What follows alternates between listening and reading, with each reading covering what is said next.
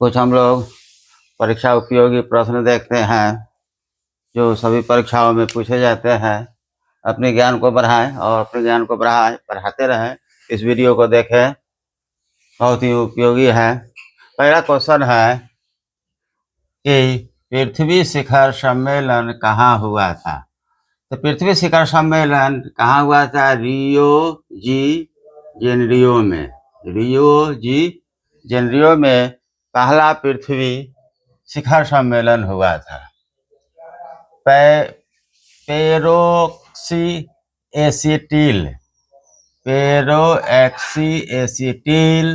Nitrate, जिसको हम लोग PAN कहते हैं, क्या है? यह एक गौण प्रदूषक है। यह क्या है? एक गौण प्रदूषक है। कोहरा जो धुएं से मिलकर प्रदूषित हो जाता है, कोहरा जो धुएं से मिलकर प्रदूषित हो जाता है, इसको हम लोग स्मॉग कहते हैं। क्या कहते हैं? स्मॉग कहते हैं। क्वेक्टो प्रोटोकॉल क्या है? क्वेक्टो प्रोटोकॉल क्या है? यह ग्लोबल वार्मिंग को कम करने के उपाय करने के लिए देशों के बीच समझौता है। क्वेक्टो प्रोटोकॉल देशों के बीच प्रदूषण को कम करने के लिए, ग्लोबल वार्मिंग को कम करने के लिए यह एक समझौता है। देशों के बीच यह समझौता है। क्वेक्टो प्रोटोकॉल किस वर्ष प्रभावी हुआ? क्वेक्टो प्रोटोकॉल किस वर्ष प्रभावी हुआ? 2005 में। मॉन्ट्रियल प्रोटोकॉल किससे संबंधित है? मॉन्ट्रियल प्रोटोकॉल किससे संबंधित है? ओजोन परत क्षय को रोकने के लिए, ओजोन परत के क्षय को रोकने के लिए मॉन्ट्रियल प्रोटोकॉल संबंधित है। क्लोरोफ्लोरोकार्बन उत्सर्जन पर प्रतिबंध लगाने संबंधी प्रथम प्रोटोकॉल कहाँ बनाया गया था? मॉन्ट्रियल में। मॉन्ट्रियल में क्लोरोफ्लोरोकार्बन उत्सर्जन पर प्रतिबंध संबंधी प्रथम प्रोटोकॉल मॉन्ट्रियल में बना था। उर्वरक के अधिक प्रयोग से होता है। हम यदि उर्वरक का यानी उर्वरक खाद, रासायनिक खाद का अधिक प्रयोग करेंगे तो क्या हो जाएगा? मृदा प्रदूषण हो जाएगा, जल प्रदूषण होगा और वायु प्रदूषण, तीनों हो जाएगा। मृदा प्रदूषण यानी जल प्रदूषण और वायु प्रदूषण। जल प्रदूषण का कारण है, अब जल प्रदूषण का मुख्य कारण क्या है? घर का कचरा हम लोग जल में बहा देते हैं। जल पर तेल का फैलना, समुद्री जहाज के द्वारा तेल का फैलना, समुद्र में डंपिंग।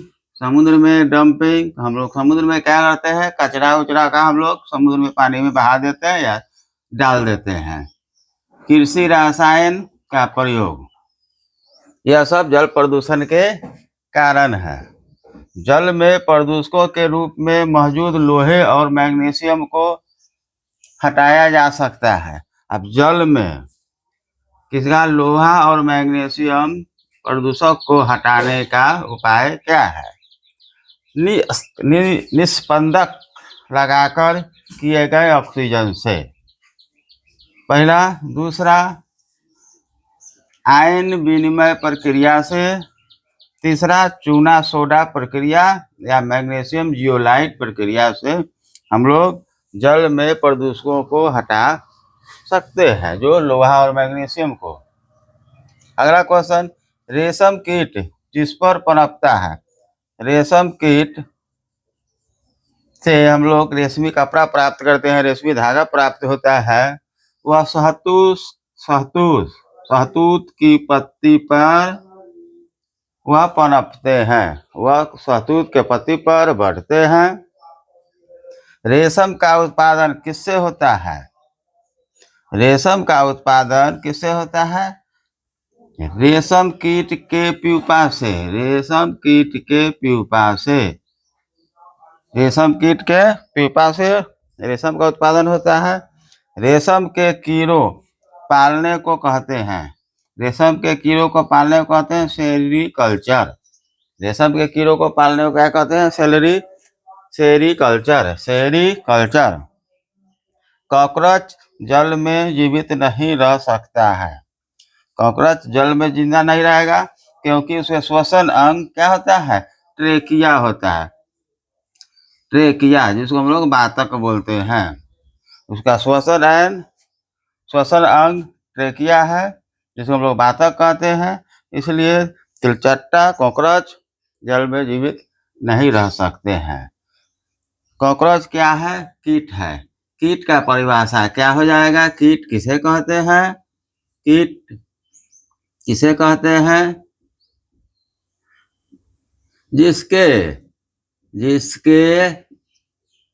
3 जोड़ी पाद हो उसे कीट कहते हैं। ये कीट कहते हैं। 3 जोड़ी पाद हो, पाद का अर्थ होता है पाद बराबर पैर, जिसके पैर कितना हो? 3 जोड़ी हो, 3 जोड़ी पैर हो, उसे क्या कहेंगे? उसे कीट कहते हैं। जैसे में तिलचट्टा को हम लोग देखते हैं, तिलचट्टा है मान लो या